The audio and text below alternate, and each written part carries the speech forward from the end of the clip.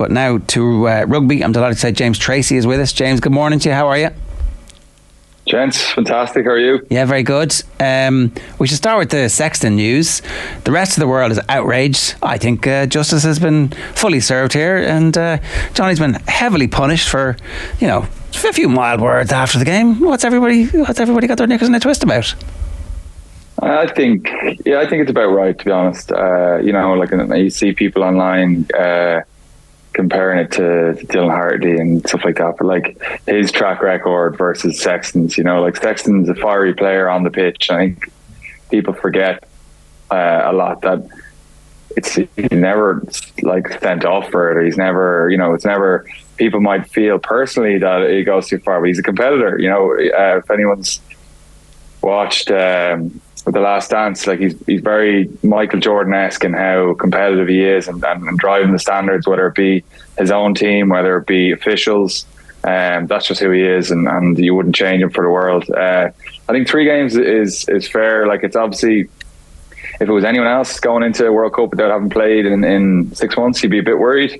But I've seen him come off the back of big layoffs, and he'll hit the ground running. I have no kind of worries or hesitations about him not getting to play in those warm-up games. But yeah, to be honest, I'm delighted that I thought they might throw the book at him, but I think it is the fact that he's such a clean track record definitely helped him. Yeah, I do. All joking aside, 3-game ban in international rugby, there's basically 12 or 14 games a year if you're lucky. It's a quarter of a season. It's a massive ban, really. It just so happens that, if this was in the middle of the Six Nations, it'd be devastating because that'd be the end of his tournament, or it'd be 3/5 of his tournament gone.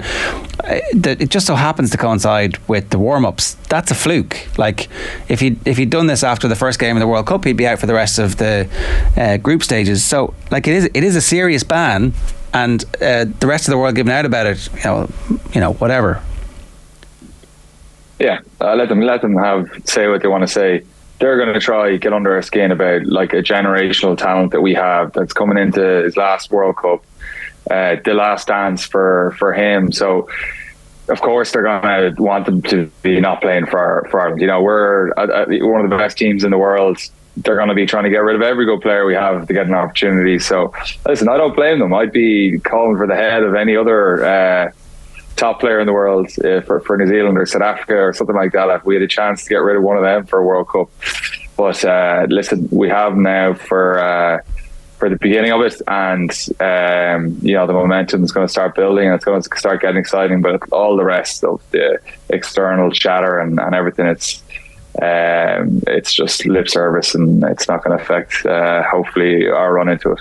You have to respect the mitigating circumstances as well there, James, in Sexton's previous disciplinary record, because you mentioned The Last Dance, the amount of attention Johnny Sexton gets in the pitch, I'm sure he gets plenty of ribbon and words pointed in his direction, and he gets a lot of physical attention as well. So to have a clean physical record or a disciplinary record as a fly half is all the more impressive.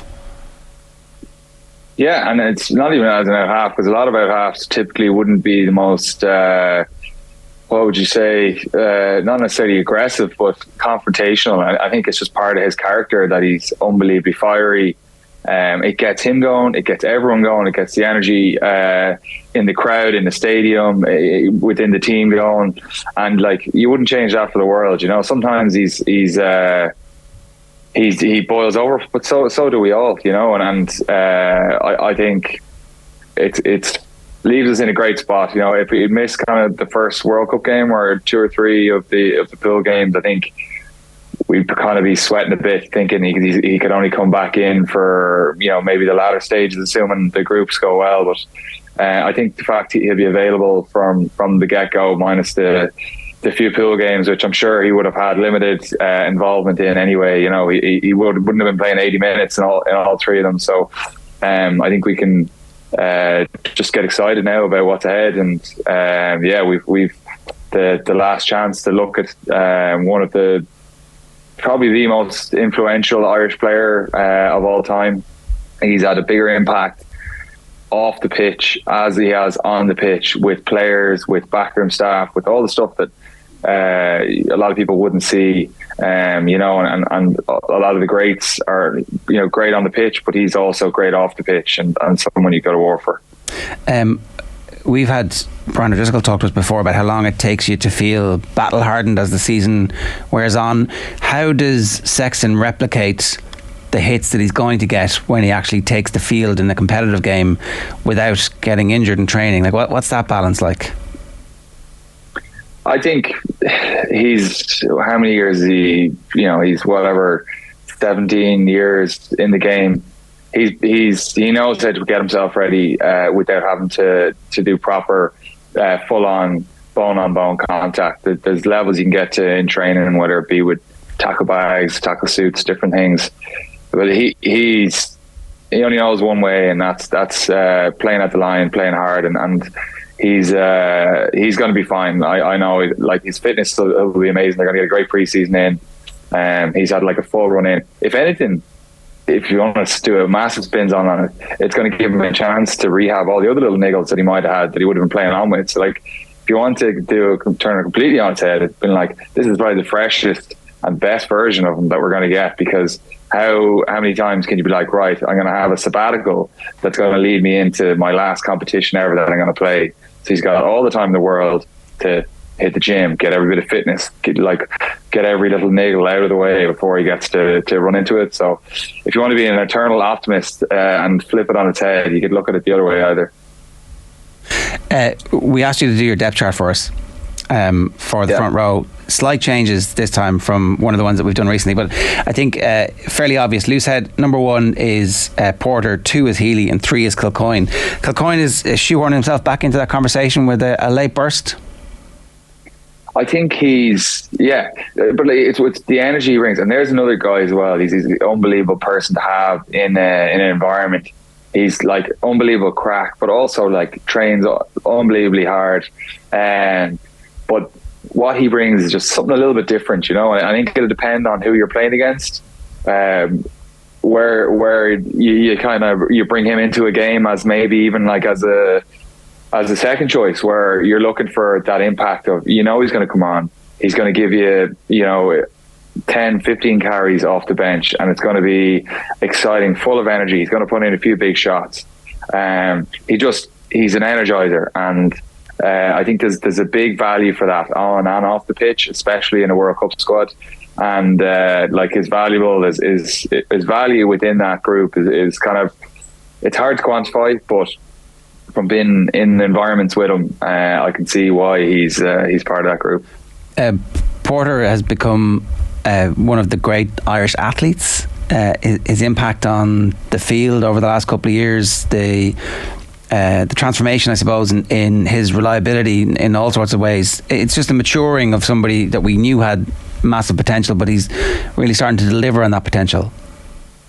Yeah, I think miles on the clock at the top end is it's only going to make it better and better and better. And I think he's still not even there yet. I think he probably once with his scrummaging is unbelievably powerful, but he comes up against the best players in the world, and I think when he reaches his full potential at that, I think he's going to be probably one of the best loose heads to ever do it. He's genuinely one of the strongest, most freakish, talented / athletes I've ever come across, and that's coming after Cian Healy, who was the original freak of nature to come through Leinster in that role. So I'm excited for the player he could become, but he's already an unbelievable talent, and very lucky to have. Like, you look through that front row, and if you're talking World 15, they're all in a conversation. Depending on form and depending on everything,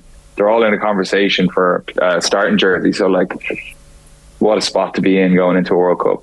The age profile as well, I guess, in that position in particular, Loosehead, like Porter 27, Healy and Kilcoyne obviously a bit further along in their journey in their 30s. Like, what's coming after that? Like, I know Josh Wycherley a couple of years ago, I think Keith Wood had him kind of as someone who beyond those three maybe was a name to look out for, but are the options thereafter in terms of the younger players there? Yeah, of course. You've had Jeremy Loughlin in the Irish camp. I think he's been unbelievable for Munster. He's the likes of Ed Byrne, who hasn't really got a proper go at international level, who's been like again a massive presence off the pitch, but also a leader on the pitch for Leinster. And I think if he actually got a run of games, he'd be in green like a lot more often than he's only gotten, I think, maybe one or two caps, but he's been in camp a decent bit. But again, he's a player who's probably underappreciated. But yeah, there's lots of young, good talent coming through in Leinster also. But as I said, the age profile of that starting front row there is quite young anyway. We're going to get a few more, especially, Tighes. Yeah, he's in his 30s, but he's only coming into his prime really in tight head years. We've got Sheehan at number 1 at hooker, and Kelleher's 2, Herring is 3. Sheehan has just become one of our best players over the last 12 months, where it's like he's just a sensation. Yeah, I don't think anyone could deny that it's his jersey. And when I was talking about, World 15 kind of players, you're to talk form in this season, I don't know how you're not having him as your starting hooker in your World 15. He's really just, everyone has parts of their game they can improve on, but he has really, really filled in the gaps from when he came in as a young pup in Leinster to what he's become now. He had the raw talent, and he just needed to figure out a little bit about the detail of the game and understanding of the game and the scrummaging side of things. But he's clearly gone away. He's worked on it unbelievably hard, and he's reaping the rewards of his hard work, and that's the stuff that no one talks about, is the unseen bits. We all see him throwing these offloads and making line breaks and everything, but it's his actual core roles as a hooker which he's come on, and he's, as I said, he's in the conversation for one of the best hookers in the world. When you're getting better at scrummaging, when you were talking about Porter and Sheehan, is that hours on the scrum machine? Is it video analysis? Is it like literally working with somebody who's analysing your body position? What's the technicalities that you're actually doing on a day-to-day basis to get better? So it's everything, all of the above. It's time in the saddle. That's why like props and hookers tend to come into their own when they're a little bit older, because you kind of have to learn the hard way from more experienced guys who've been around the block. But I know like Tyg Furlong would have taken an interest in anyone who wants to learn. He loves the scrums, but he would have taken an interest in Dan, because Dan was eager to learn when he came in. He saw the talent there. And, he would sit down, he'd talk through different feels of what are you feeling in there, and he'd talk through how to counteract that, and he'd show on the video, but like, okay, you think you're doing this is what your body actually looks like, and look at the overhead view here. Then you go down maybe into the gym and you might do some setups or stuff like that. So just, you're kind of familiarizing yourself that when you're in the heat of the moment, when you're absolutely wrecked, when you're about to pack down for a scrum that really matters, you've done the reps, you know what the right feeling is that's good, you know who you're playing against, what they're likely to do, and if they do this, you know how to work with your props to counteract that. If they're going the other way, again, okay, here's an opportunity to attack. And also building the relationship. So like, those guys now are getting reps for Ireland, they're getting reps for Leinster. That is like, I can't explain to you how much of a benefit that's going to be to them in the next 3, 4, 5 years. It's already reaping its rewards, but it's just building that familiarity. All of a sudden, I remember I talked before about knowing what people are good at. You know how to get them into a good spot. And if I can make Tyg feel comfortable and feel like he can attack and keep everything together, you're going forward. Or if we're playing against a loose head, I know he struggles, he finds very kind of tricky or hard to play against. Like Kilcoyne would be a perfect example. Kilcoyne is like very awkward loose head to scrummage against for a tight head. So you've got to, if I'm playing with Tyg, I know going in that, right, I need to set him up in a way that he feels comfortable dealing with Kilcoyne, and then we can worry about everything else. I'm not just worrying about, right, let's get in here and go forward and I'm in my own page. I have to be aware of, okay, is Porter happy with the way that this, it might be a bad matchup for him. So, okay, right, I'm going to put a bit more priority and making sure Porter's in a good position, making sure Porter's happy with how he's set up so that we've the best chance of success. And we're not just thinking about going forward, getting a penalty. It's actually a little bit more than that. It's thinking, okay, how can we set ourselves up for success here? And that's what time in the saddle for Dan over the next while is going to get better and better at, because he's already getting to a point now. You see Ireland, their scrum is brilliant. So he's obviously reaching those levels. But the longer he's in that seat, the better he's going to get at becoming more aggressive, because he knows how to set everyone up properly so they can attack a bit more. When you're in that scrum, do you automatically know that they're comfortable beside you? And is that like body position? Are they telling you? Do they have tells where there's like specific grunts or heavy breathing that you're like, oh, that's not a good sign? So there's a lot of feeling to it, and like he's very vocal about whether he's comfortable or whether he's not comfortable, and that's what you want. You want direct feedback, but there's a feeling of, it's like a glow of like when something just fits right, of like the bind and everyone's set up. When you've done it over and over and over and you've chatted through what works, what doesn't work, you just know that right feeling. You're balanced, you're primed, you're ready to go. Everyone's on the same page.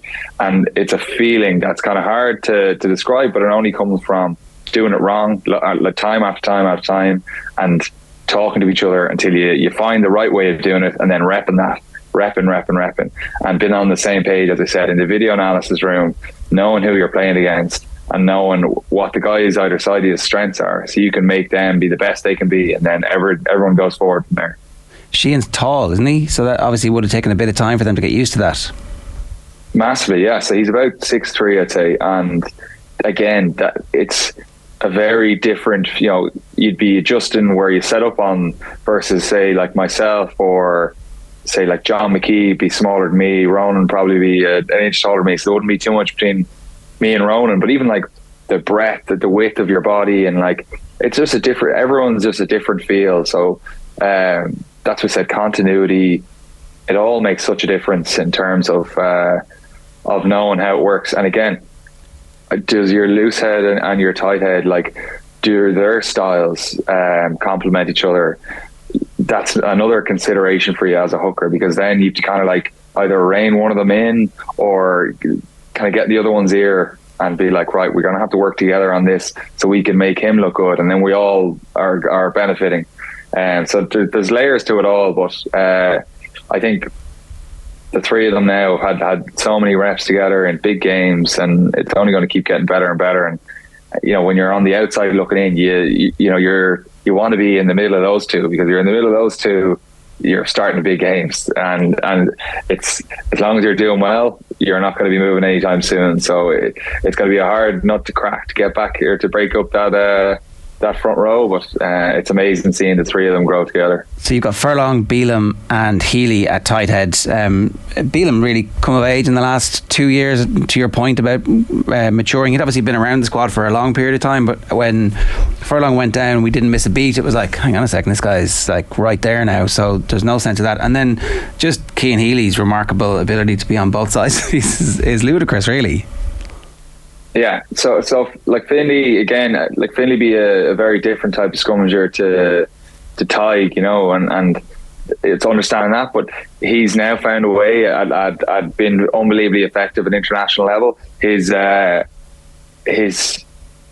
defence, like his ability, his chop tackling is unbelievable. It did a metric in Connacht 2 years ago. It was kind of like how many tackles you could get in a row without missing a tackle, and then as soon as you missed one, you had to start all over again, and did a leaderboard, and it had to be an effective chop or whatever. And I think Finlay was about 4x the closest person to him on that leaderboard of effective chop tackles made, and little unseen stuff. But he's got the slick hands. We think of the Hugo Keenan try, but he's a great guy to have, but he's also a really good tight head around the pitch, and that seems to be the new type of tight head, is someone who's effective in the scrum and really good around the pitch. And unless you're an unbelievable savage in the scrum, you kind of can get away with not having the silky skills, but he's very effective at scrum time, and he really suits that new kind of Irish game plan of everyone kind of having to be able to play with the ball at the line and have an understanding of how to manipulate defences. The 20's had a brilliant run as well, James. Like, I know you've been picking out a couple of the players that potentially could make it a senior. I think the last time we were in a world final at that age grade was 2016, and quite a number of players came through. So who do you reckon could make that step up, I guess? Well, I think Mangan has shown himself to be a real enforcer. Now, I would have had a bit of a crossover with him towards the end of my career, and I actually didn't realise how young he was when he came in. Like, he's a absolute beast of a man, and very exciting young talent. Good Newbridge College man as well. But yeah, he's a volume, absolute bruiser who gets through a lot of work and would make a lot of people look better. So you wouldn't necessarily, you notice the volume of the carries and the tackles and everything he gets through, but he's also his detail on his ruck work, on his ability to just do the unseen work and make other players around him better, and that's the sign for me of a quality back row. And he can play in the second row as well, so quality back row that'll go on. I think everyone's obviously talked about Prendergast. It's hard to look past him.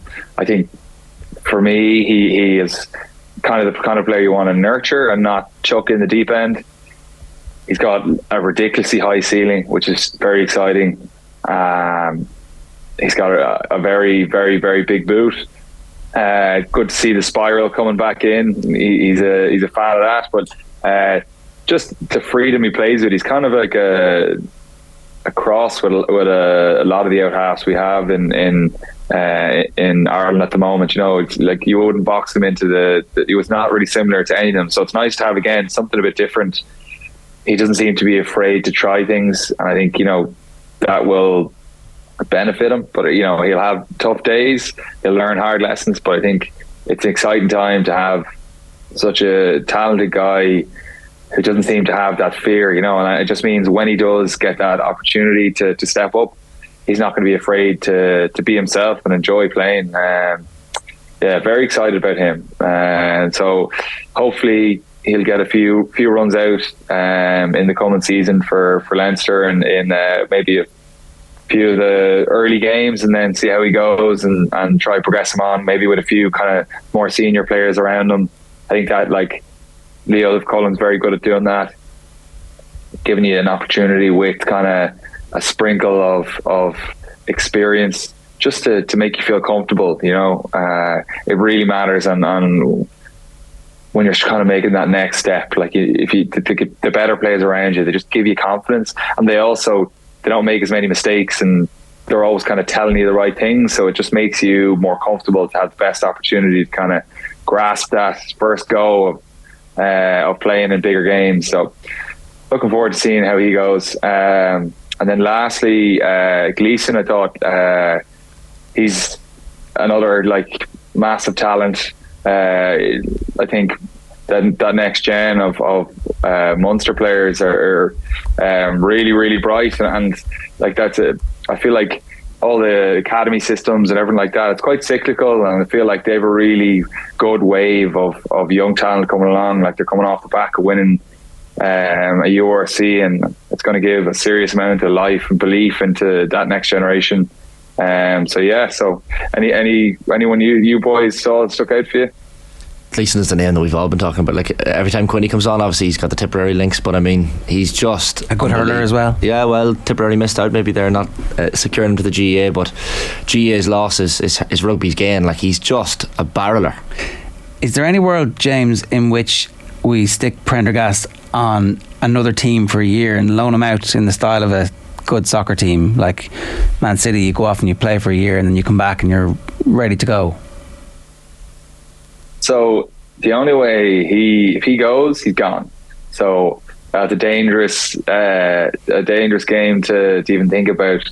But it's definitely, you know, it's possible that, you know, Nusafora or Andy Farrell decide, you know, I want you playing first team a bit faster in the next couple of years.